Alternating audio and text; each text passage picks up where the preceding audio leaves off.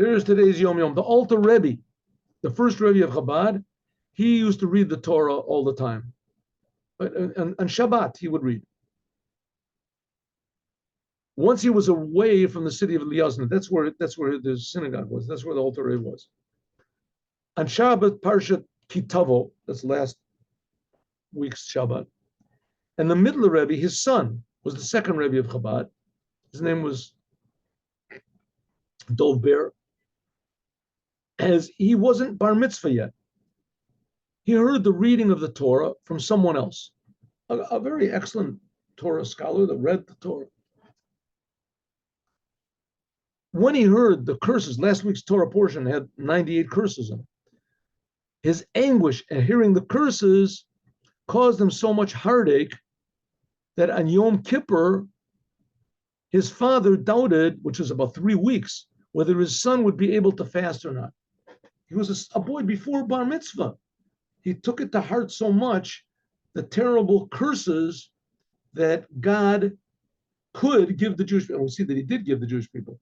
I mean, this, of course, was before the Holocaust, before World War I, before all the terrible, but enough terrible things happened, right? It says the destruction of the first temple, the destruction of the second temple, in some ways was much worse than the Holocaust.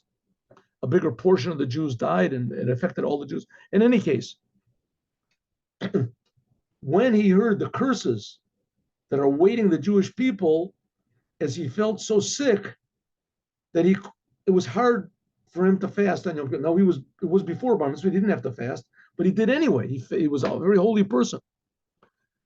When they asked the Middle Rebbe, you heard this every year.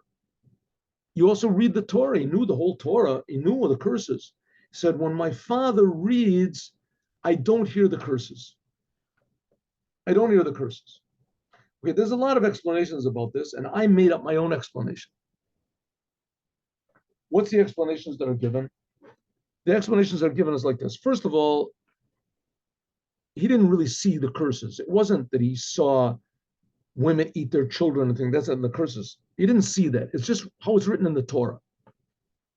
So he saw how it's written in the Torah. The Torah is the source of everything. In the source of everything is really good.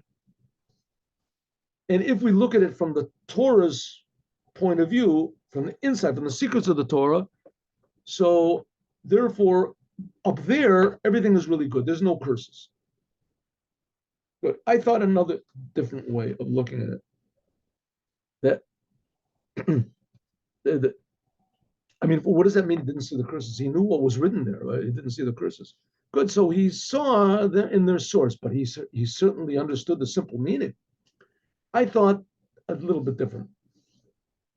This is just my interpretation, so it's not, you can take it with 1,000 grains of salt, but this is what I thought. That when the Alter Rebbe, when the first Rebbe, when he read the Torah, so it was like people used to go to the Rebbe, very common, and they had problems. They had tumors. They were blind. They were deaf. And the Rebbe would give blessings and he would fix the people up. In one way, that's a purpose of the Rebbe, to make the world healthy.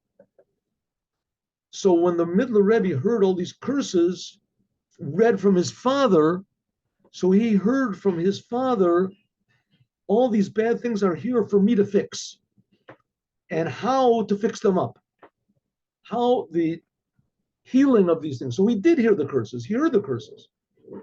But he heard the curses as, you want to call it, challenges, problems, not as realities. Problems that can be fixed up. And when he heard the Rebbe read, as he heard the way to fix up these things, he heard that there's hope for even the worst situations. And therefore he said, when my father reads, my father has the solution for all these bad things, so I didn't hear the curses. That's what I think. Anyway, okay. Let's now, story time.